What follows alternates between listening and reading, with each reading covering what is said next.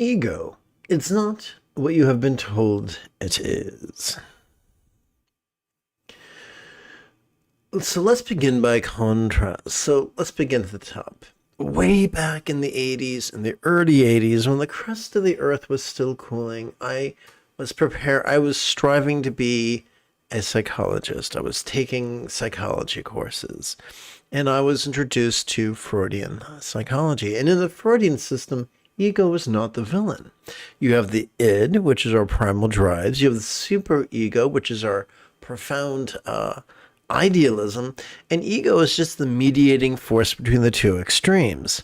So imagine my surprise when I began studying Buddhism and a bunch of Western pseudo-intellectuals began using Freudian terminology to describe a different psychospiritual system and attribute the term ego to the Buddha's system, which was completely different.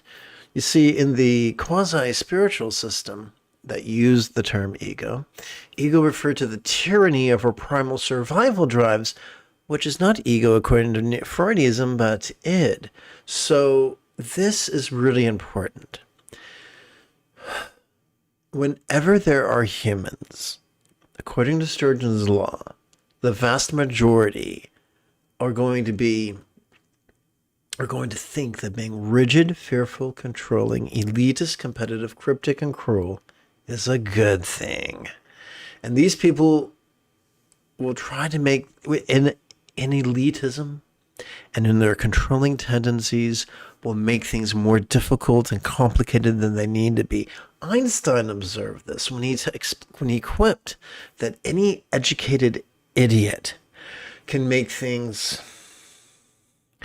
more complicated, more difficult, and more violent, but that it takes a lot of courage and a little bit of genius to move in the opposite direction. So, in Buddhism, in all the Buddhist countries, the majority of the practitioners seem to be stuck in yang. And when the teachings came to the West, these same type of people added additional layers of confusion. Usually non-maliciously, just out of pathologically lazy-mindedness. So let's not do that. The Buddha didn't use the Greek word ego. He used the Sanskrit word ati.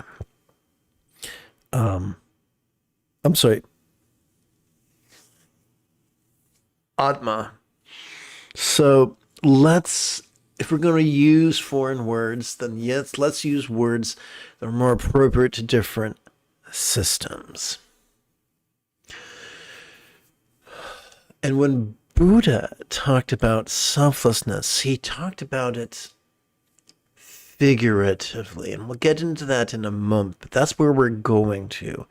The Buddha took a very figurative view towards selflessness, and he did not make it the center of his teachings. It was parenthetical. And once again, we'll get to that in a moment. But let's get down to brass tacks and try to sort this thing out through the lens of neuroscience. So let's just talk about hunks of meat in the brain and the effect they have on the human experience. At the bottom of the brain, the basement or the dungeon of the brain, we have a bit of tissue about the size of a pea called the amygdala. It is the seat of our fear and aggression. And it is closely related to our dopamine-oriented reward system. Our dopamine-oriented reward system is about pleasure and pain. So we can think of the amygdala in terms of 5 or 6 questions. Our most ancient ancestors, when viewing anything, being, or phenomena, would metaphorically ask themselves 5 or 6 questions. Do I fuck it? Do I feed on it? Do I find it? Do I flee from it? Do I faint before it? Do I fawn over it?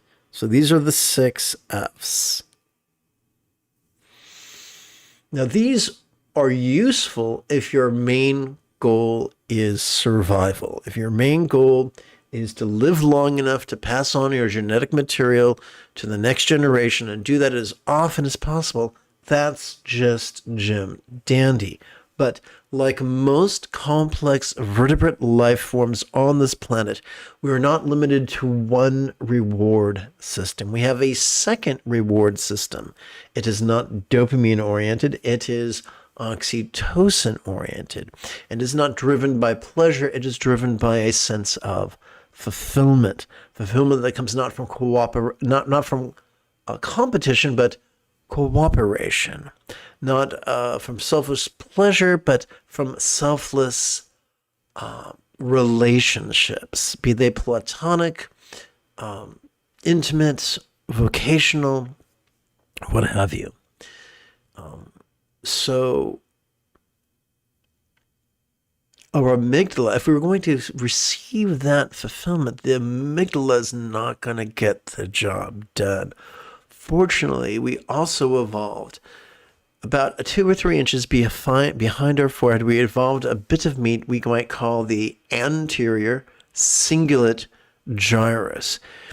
If you could consider it to be the hub of our mirror neurons, the seat of empathy. And this is the key to cooperating with our secondary reward system that is all about fulfillment.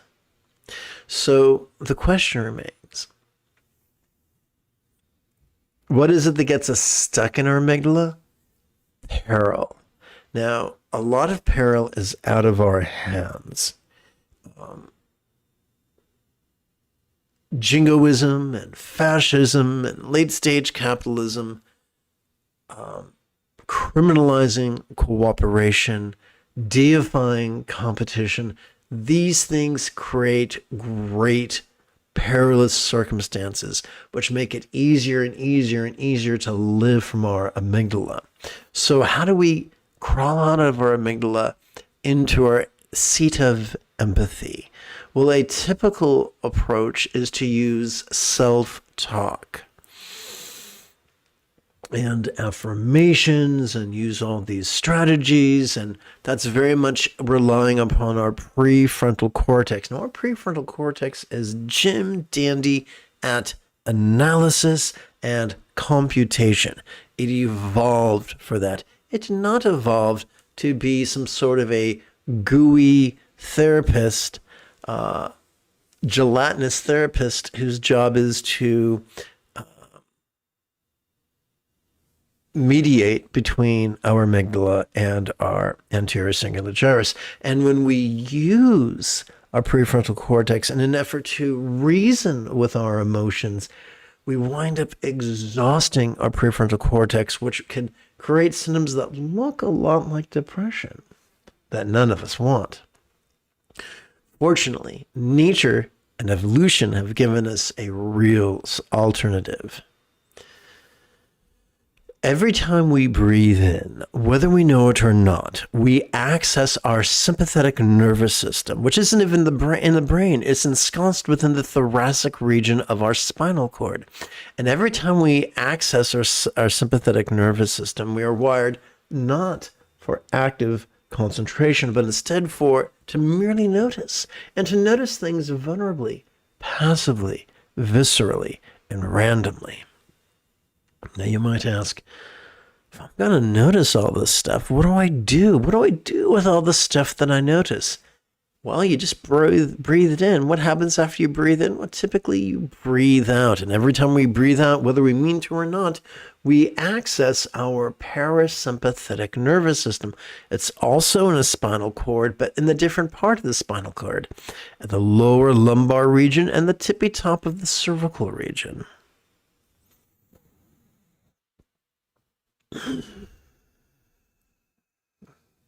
And it's wired for both physical relaxation and mental release. And this is an antidote for getting stuck in our amygdala. A fringe benefit of having a healthy and effective and consistent practice of mindfulness and meditation, at least once every 12 hours or so, is that it helps us to experience the highest love of our anterior singular gyrus. And according to the Dzogchen Lamas of Tibet, the highest love is spontaneous and uncontrived. We don't coerce it. We don't fake it. We don't try to convince ourselves into feeling love. That's just going to exhaust our prefrontal cortex. By working with the mindfulness and meditation of our sympathetic and parasympathetic nervous systems, it frees us from the tyranny of our amygdala, allows us to dwell in our anterior singular gyrus. And when this happens, we create a momentum of centered spontaneity. And when our choices and utterances and deeds flow from love's centered spontaneity, not fear or greed or aggression's scattered spontaneity, but love's centered spontaneity, then we very much become like the Jedi path seekers of yore.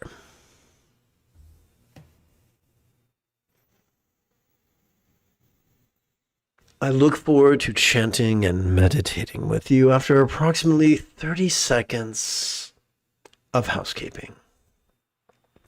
This is Lama Jigme Gyatso of the Buddha Joy Meditation School. For more than 30 years, I spent more than 8 hours a day, every day, studying, practicing, mastering, and reverse engineering the teachings and techniques of each sect of Taoism and Buddhism so that you would not have to. Welcome to Meditate Like a Jedi, which is made possible due to the generosity of viewers just like you. This morning we're going to practice the Song of Enlightenment as if it was a sadhana. This was composed in approximately the 8th century by Yongjie Xuanzhui. It's been translated into English by Red Pine, adapted and amplified by yours truly. So,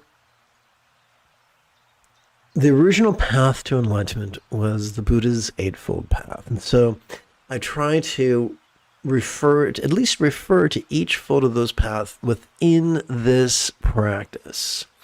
So I'm keeping no secrets. Practice this twice a day, every day, and you can become a Buddha. So we're going to begin with wishing love and a right view of reality, as well as right zeal, also known as the second, first, and sixth folds of the Buddha's Eightfold Path. Well, I do this by chanting a recitation of empathetic bodhicitta and enthusiastic refuge. The following two recitations are not prayers to real or imagined entities. Rather, they are words that we use to guide our intention. The first recitation is rather literal, and we set it to a triplet chant. So the first two lines are triplets, and the remaining two bit is quarter notes.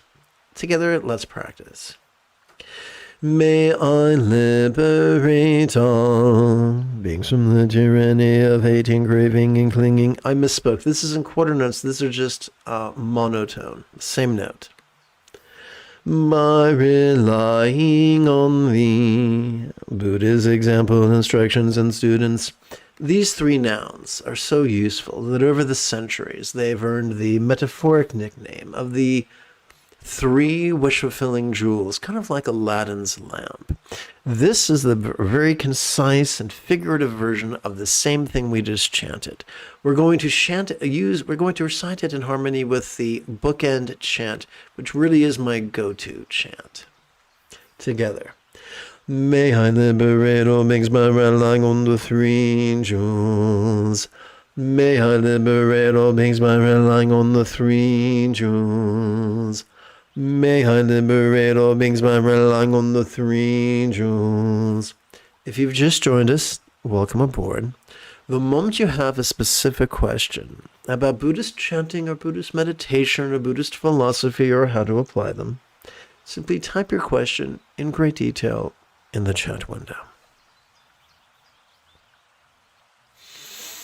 So, in the opening lesson, we explored that the way to transcend the so-called grip of ego is to practice mindfulness and meditation. So that's what we're going to do right now.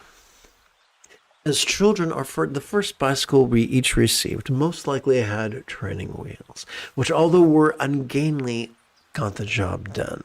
Similarly, our first contemplative exercise this morning is going to be clunky.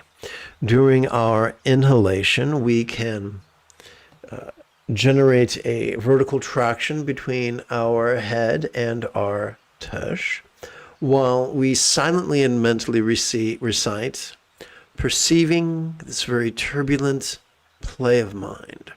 During our exhalation, we can physically relax as best we can, as silently and mentally we recite, relaxing into mind's non-graspable nature. So let's transcend this whole confusing idea of selflessness.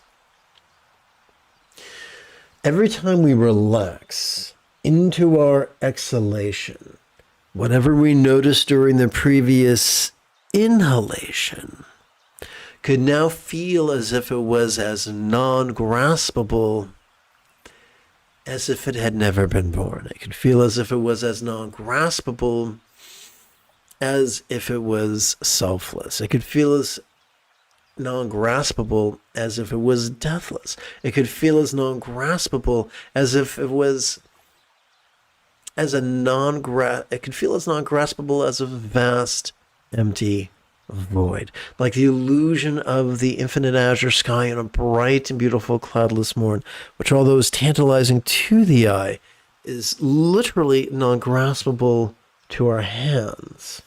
You can't reach up into the sky and pull out a bunch of blue. So there you have it. The Buddha's teachings of selflessness and birthlessness and deathlessness and emptiness only make sense figuratively. So now let's put it into practice.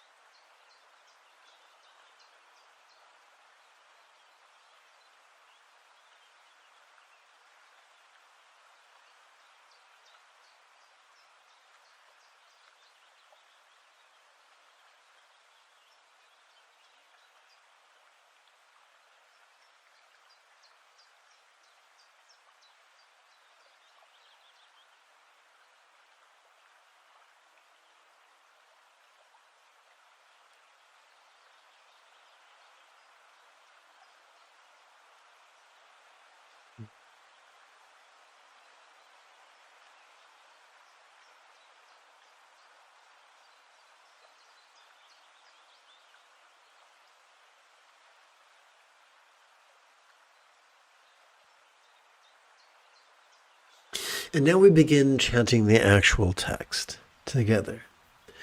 Do you not see apparently idle followers of the way, not actively studying, not apparently busy, not actively getting rid of delusions, not actively looking for the truth?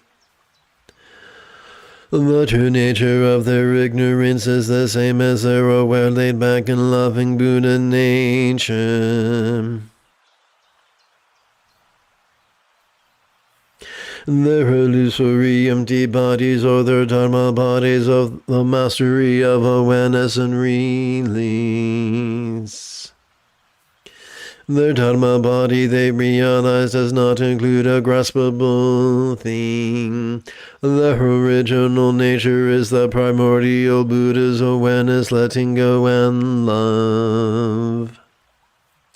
It is as if the five skandhas of form, feeling, intensity, impulse, and awareness were as non-graspable as clouds floating aimless in the sky. The three poisons of hating, craving, and clinging like mere bubbles appearing then gone. Seeing what is real during the perceptive inhalations, but not as graspable persons or things. During the relaxing exhalations, they instantly quench the fires of hell. Meanwhile, those who deceive others with lies denigrating Buddha's quick path spend kalpas having their tongues torn out.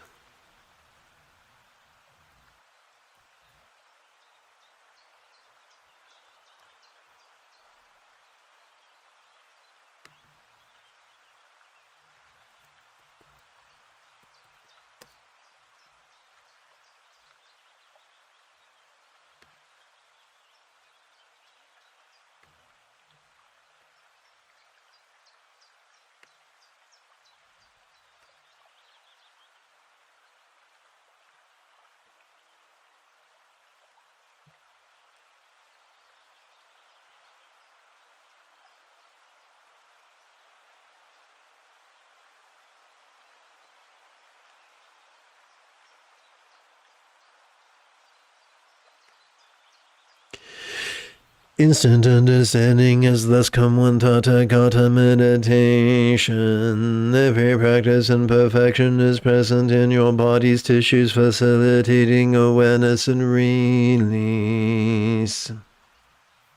This expansive existence look real in a dream. Once you're awake, the whole graspable universe is gone.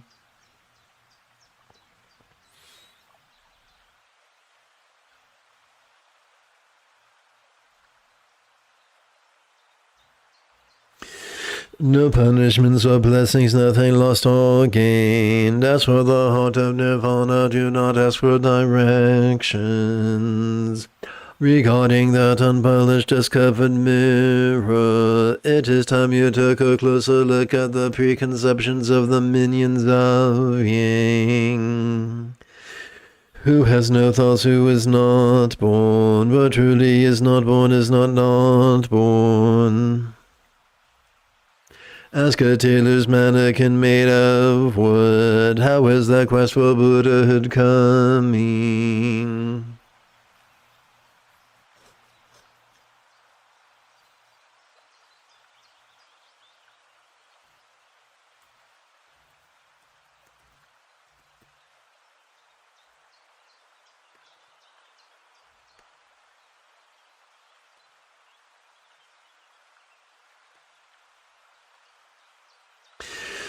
Now let us remove the first of two metaphoric training wheels, reducing our contemplative exercises from 12 syllables per breath down to just 3.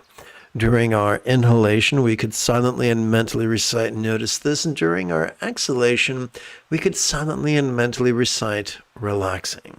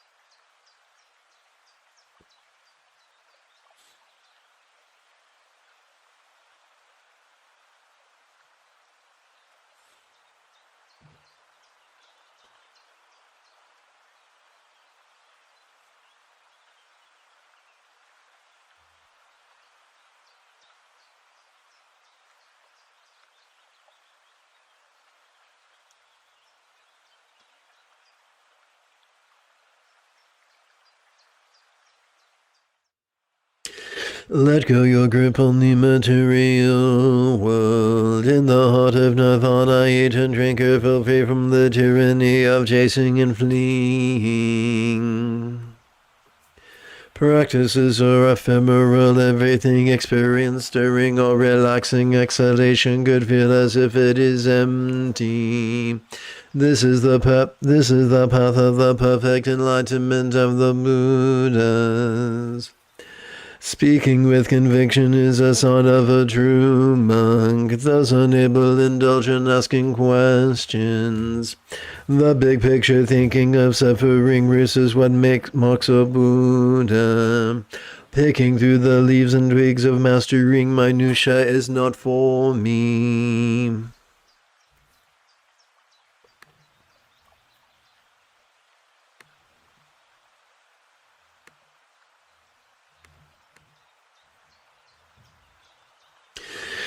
People do not notice the wish of heading jewel among jewels, waiting for them in the Buddha nature's Tathagata Garbha.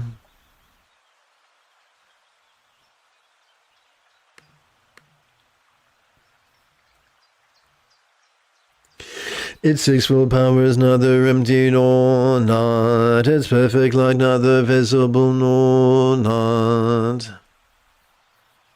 We purify the five roots of hating, craving, confusion, competing, and clinging with that we passively notice during our inhalation. And we acquire the five abilities of the wisdoms that are mirror-like.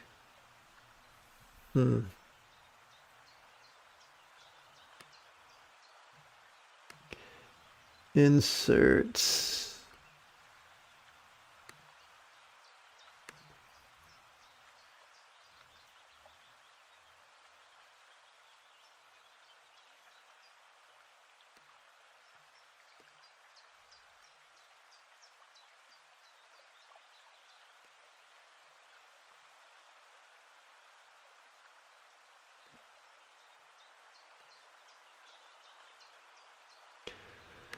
And acquire the five abilities of the wisdoms that are mirror-like, discerning, basic, all accomplishing and equalizing as we relax into our exhalation.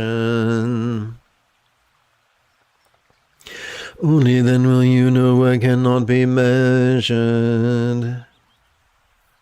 An image in a mirror is not hard to see, but try to grab the moon in the water. Setting out along, walking alone, those who arrive take the Nirvana road. Their appearance ancient, their manner detached, ragged and gaunt, they are not noticed.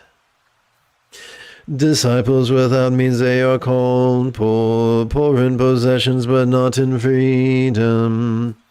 Being poor, of course, they wear hem. Their practice is treasuring the jewel within. Now let us remove the second of two metaphoric training wheels, reducing our contemplative exercises from 3 syllables per breath down to just 1. During our inhalation, we could silently and mentally recite the demonstrative pronoun this, and during each exhalation, we could silently and mentally recite the monosyllabic verb ease, which functions as a synonym of relax.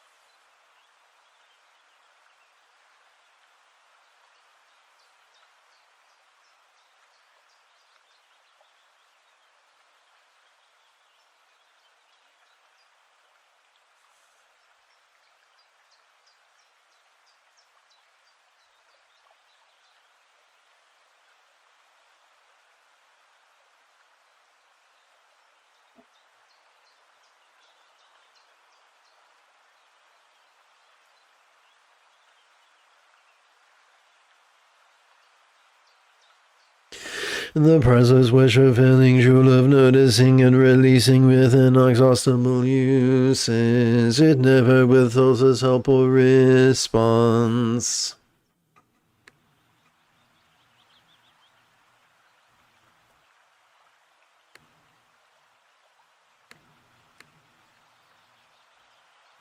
The three bodies and four insights are present within. The 8 freedoms and 6 powers unlock the mind.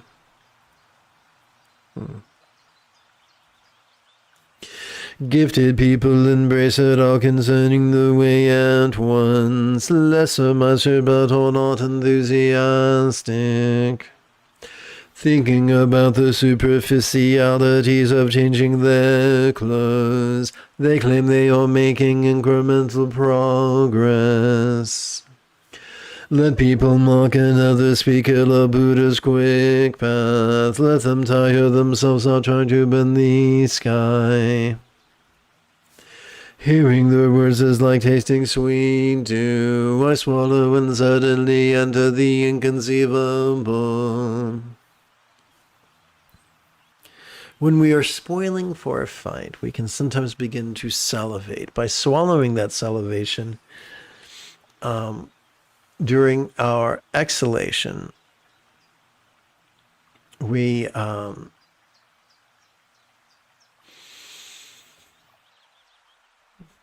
able to progress even further on the path of the mastery of our awareness and release. In hateful words I say a chance for merit. They have become my closest advisors. Not letting ridicule make enemies of friends. I show the power of accepting that nothing is born in harmony with my exhalation.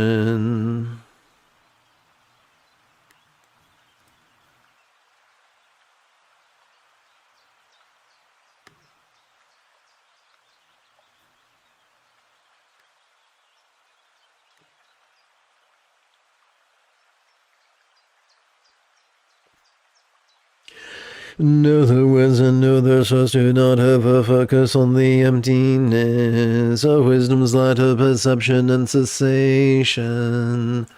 This is not something I alone have learned. Countless Buddhas have realized this too. The lion roars and speaks without fear. Lesser beasts hear and cower in fright. Wild elephants seize the rampaging way. Sky dragons listen in silent rapture. And now that we've reached cruising altitude, together as a team, let us meditate as transformatively as Rey on Ahch-To under the guidance of Luke Skywalker. If you've just joined, welcome to this morning's live stream. The moment you have a specific question about Buddhist chanting, Buddhist meditation, Buddhist philosophy, or how to apply them, simply type your question in great detail in the chat window.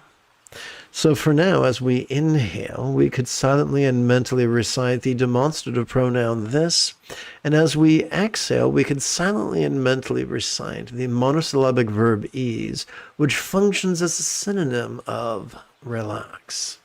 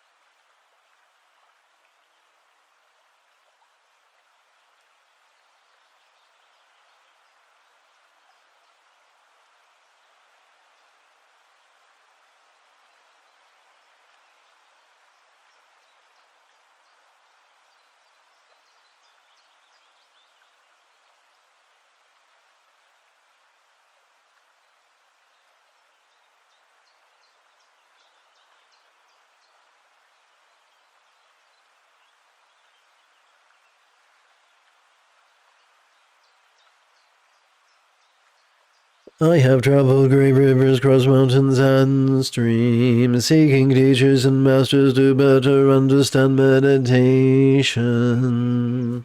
Ever since taking the Cow River Road, I have discovered life and death have no hold on me. So think of it this way.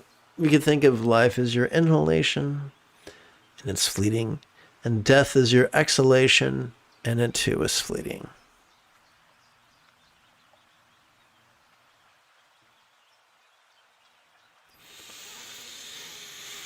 Walking is meditation, sitting is meditation, speaking or silent, moving or still, I am at peace.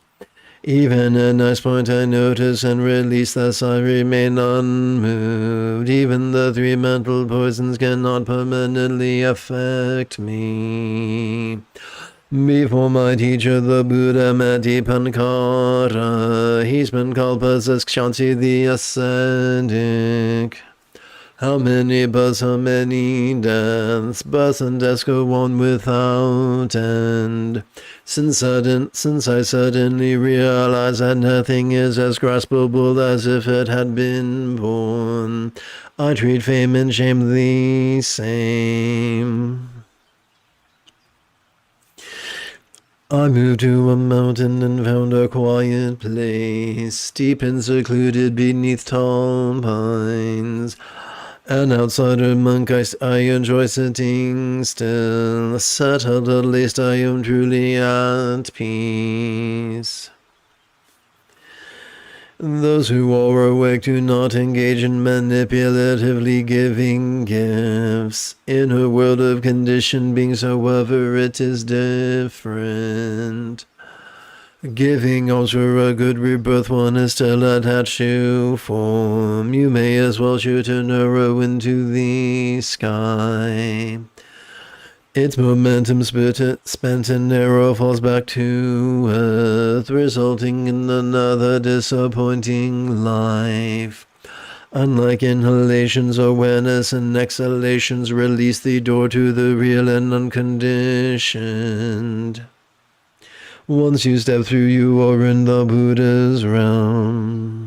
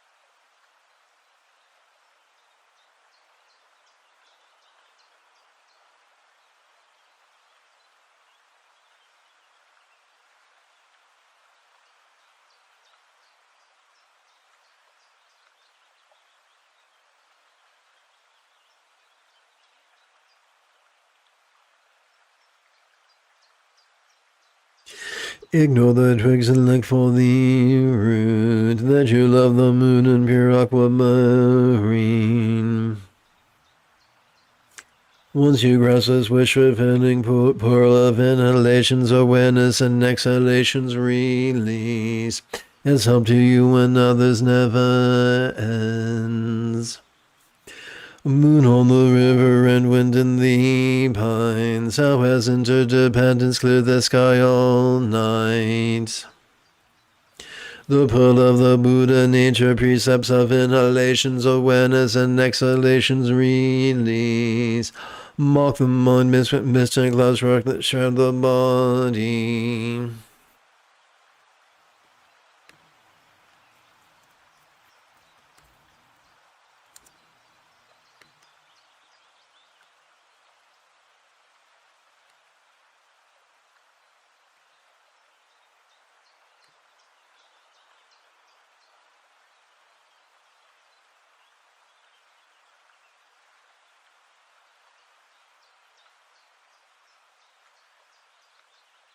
My greedy dragon subduing bolt, and my hate for tiger calming staff, with his 2 rings echoing on the trail. It is not for pointing out the mundane, but for pointing out the tracks left by the Tathagata's precious staff of non-violence. Do not search for the truth and do not dismiss delusion. Realize both are empty and have no form. No form, but neither empty nor not empty. That is the Tathagata's real form of even letting go of the antidote.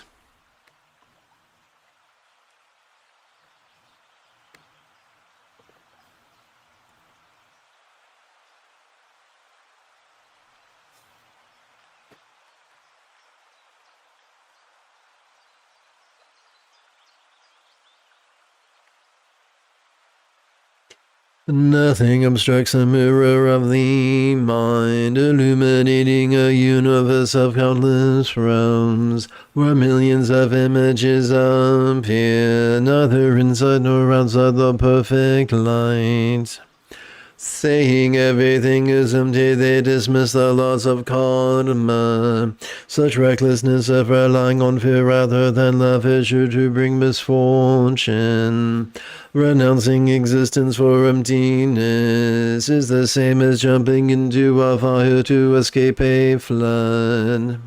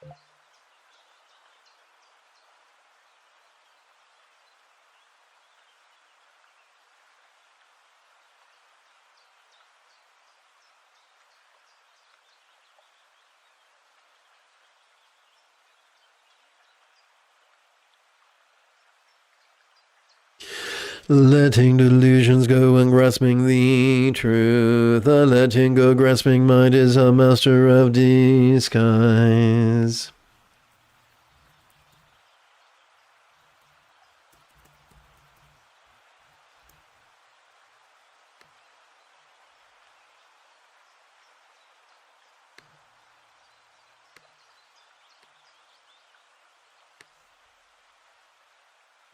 Students unaware who take this for their only practice mistake a thief for their child, forgetting that grasping at the truth is still grasping. Reducing your Dharma wealth or canceling your merit invariably results from discriminations of the mind. That is why in meditation we set the mind aside.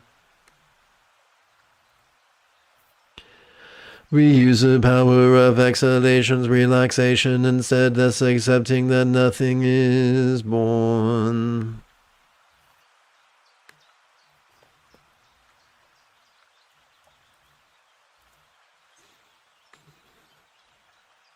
The great Bodhisattva Manjushri, holding the figurative sword of wisdom, with his prajna blade and indestructible diamond-like flames. Oopsie, I forgot a word. Let's try that again. In indestructible diamond-like Vajra flames. Not only did he cut through the mind of heretics, he first ended martyrs' brazen ways. He shook his Dharma thunder and beat his Dharma drum. He spread clouds of compassion and showers of sweet dew. The trampling of elephants covered the world with moisture. Whatever the path or lineage, everyone woke up despite the elitism of sectarianism. Naturally occurring Himalayan butter with nothing added, it alone produces my favorite ghee. The nature of noticing and releasing that pervades all natures of shoving and reaching. The Dharma that includes all dharmas. A single moon is reflected in every drop of water. Within every water drop is held a single moon. Every Buddha's Dharma body is my nature. My nature is one with every Tathagata. So,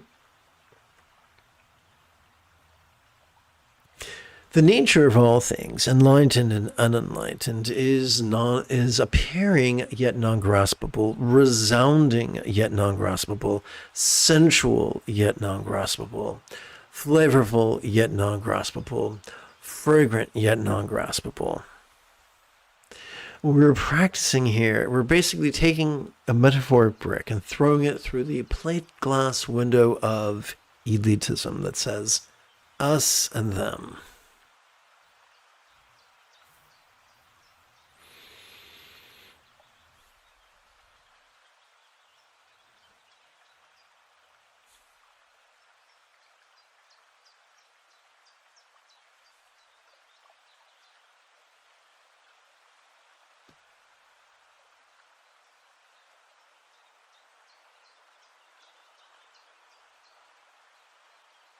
Another way of putting it is this: enlightened or unenlightened, all circumstances are appearing yet void, all bodies are sensual yet void, all experiences of the interpersonal, or metaphorically speaking, resounding yet void, and all mental activity is lucid yet void.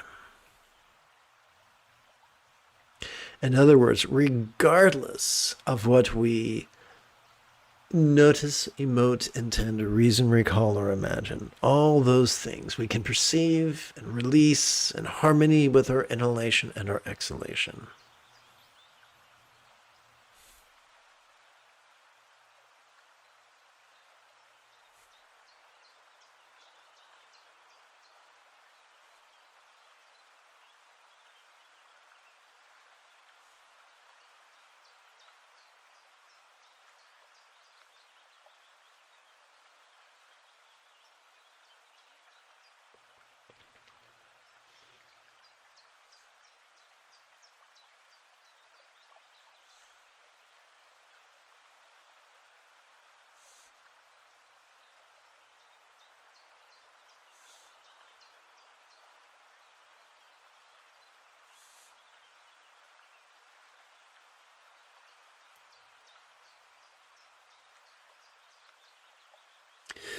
At every stage, all stages are present, but not in form or mind, and not in what you do.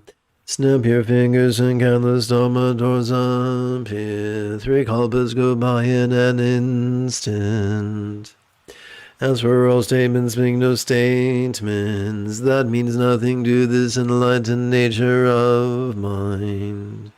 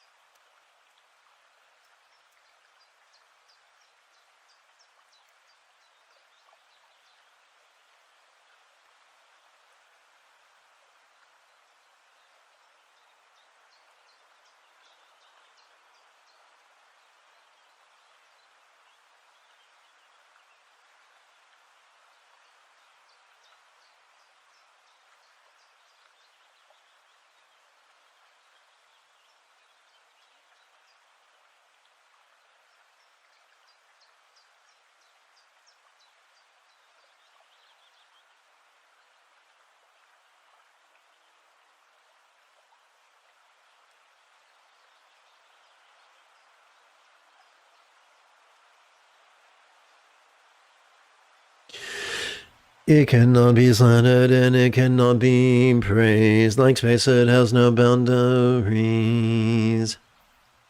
It is never not present and always clear, but actively look and you cannot see it. You cannot actively grab it and you cannot actively let it go. When you cannot find it, that is when you will find it. It speaks when it is silent when it speaks. When the gate of gifts opens, nothing stands in its way.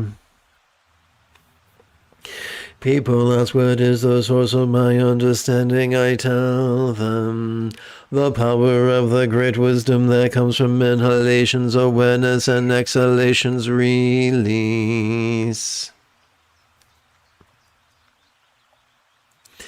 If it is right or wrong, nobody knows. If it makes sense or not, if it makes sense or not, even the gods cannot tell.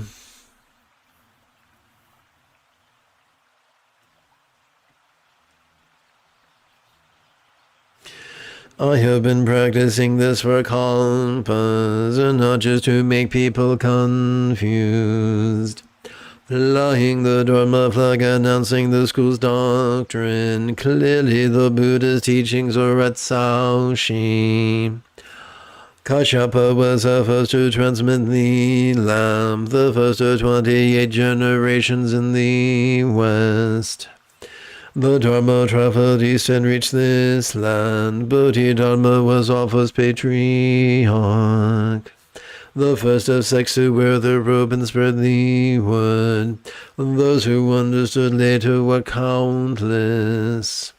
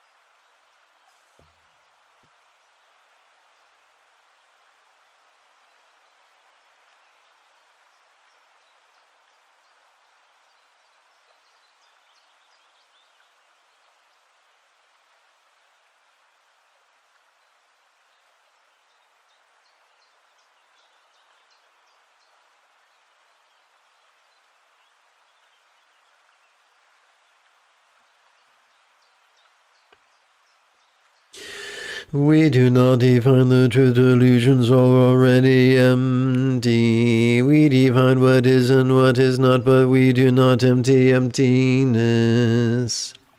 Its 20 different kinds are no concern of ours. We share the universal Tathagata nature of awareness, letting go and love. The mind is essence, organ, and objects or its sensations. Think of them as streaks on a mirror, and light finally shining when the streaks are gone. Forget the mind and objects, it is your nature that is important. It is an evil age and the Dharma is ending. People are not happy and lack self-control. Ignoring the sage, they prefer mistaken views. Martyr becomes stronger as the hate multiplies. Hearing about the Buddha's sudden teaching, they wish they could grind it into rubble like captured crabs, bitterly undermining each other's escape.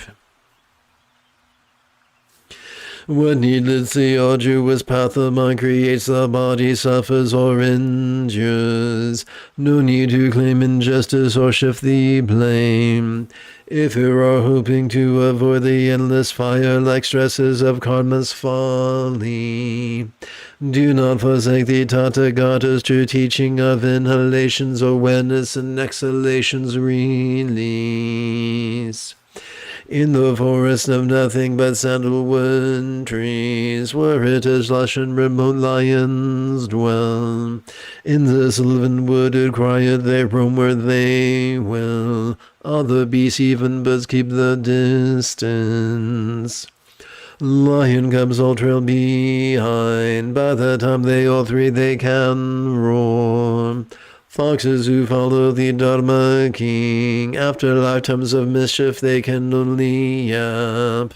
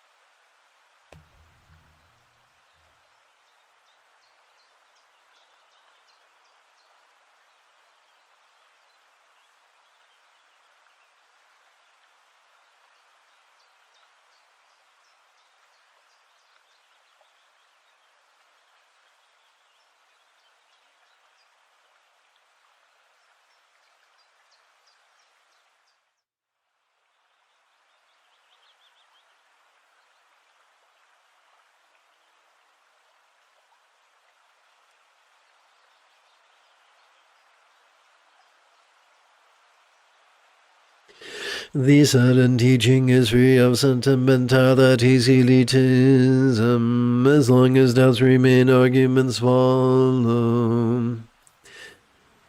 This mountain monk is not just banging his drum. He cares who might fall into the nothing or forever trap of relying exclusively on awareness or release. No or not, no, yes or not, yes. To miss by an inch is the same as 1,000 miles. Yes, and a dragon maiden suddenly becomes a Buddha. No one soon nakshatra fell into hell alive.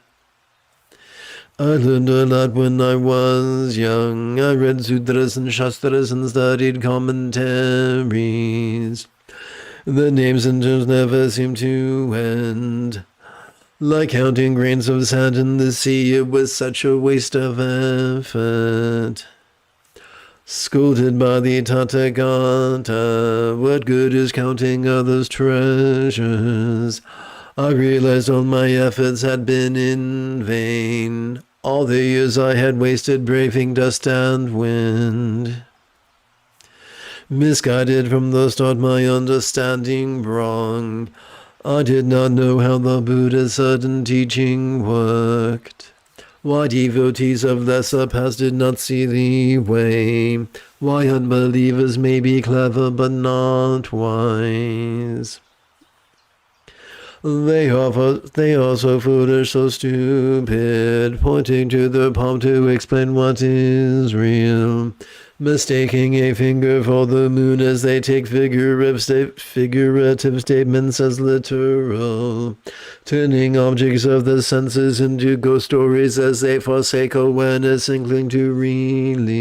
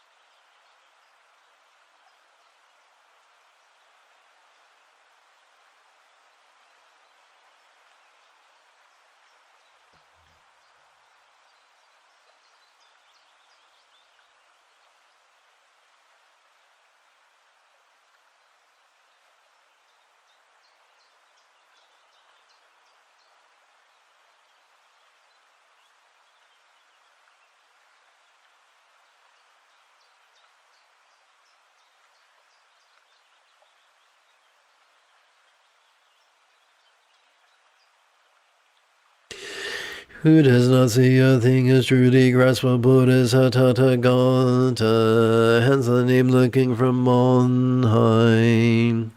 Those who understand the lessons of perception and release are free of karmic burdens. Those who do not still have full debts to pay. A hunger that keeps them from being satisfied by even a royal meal. A sickness not even a great physician can cure. To meditate despite the presence of desire is the power of prajna, and why a lotus is not burned in a fire. Yongchi committed crimes and realized nothing is born. He became a Buddha and is still one today. When the lion roars its fearless teaching, it pities confused obstinate fools, who only see offenses that prevent Buddhahood, blind to the secret the Tathagata revealed of the efficacy of awareness and release. 2 monks were guilty of crime, so Judge Upal. Take 2. 2 monks were guilty of crime, so Judge Upali with his firefly light.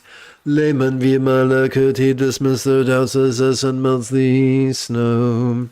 Inconceivable is the power of liberation. Its uses as countless as the Ganges sands.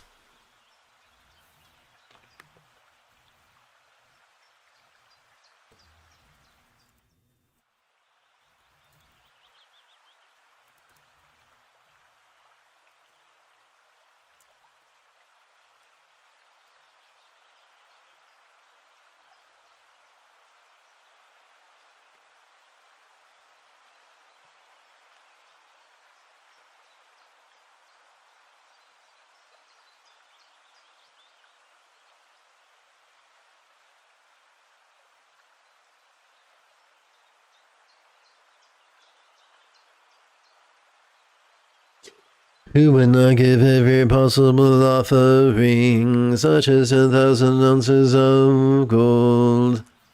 But even one's flesh and blood would fall short.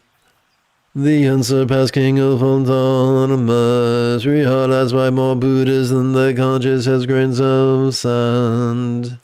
This wish-fulfilling jewel I have revealed, may all who accept it do the same.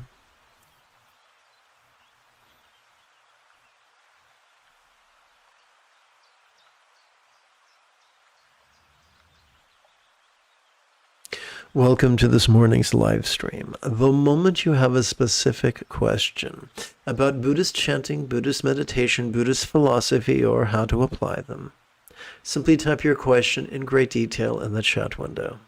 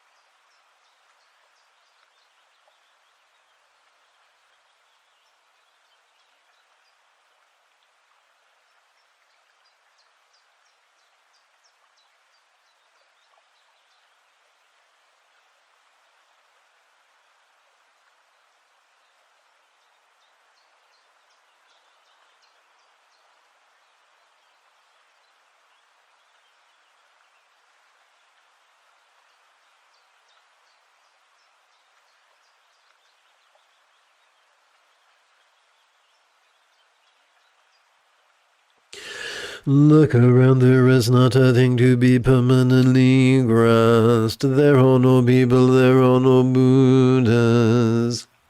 All the worlds in the universe are like bubbles in the sea. All the sages and worthies are as fleeting as lightning. Even if an iron wheel rolled across my skull, meditation's wisdom light would still shine. Though the sun turned cold and the moon turned warm, not even an army of demons can destroy the truth. When an elephant pulls a cart up a mountain, has anyone see a mantis block its way? Elephants do not follow rabbit trails. Enlightenment is not confined by minor rules. Do not vilify the sky when you are looking at it through a reed.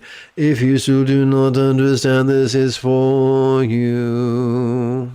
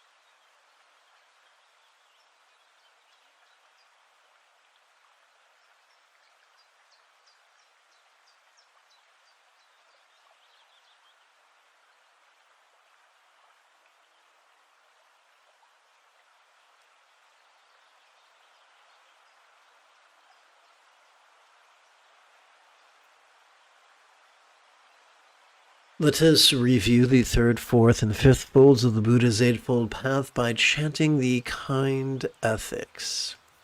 May all beings practice of kind communication, conduct, and calmness flow spontaneous and uncontrived.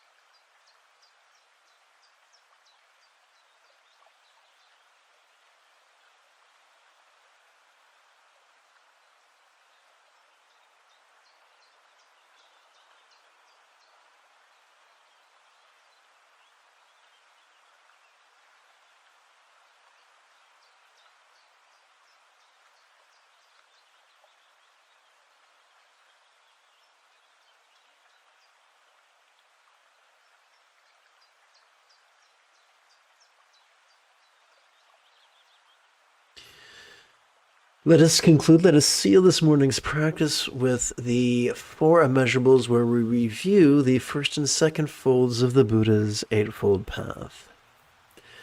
May everyone be free from misery, may everyone be happy, may no one be separated from the happiness.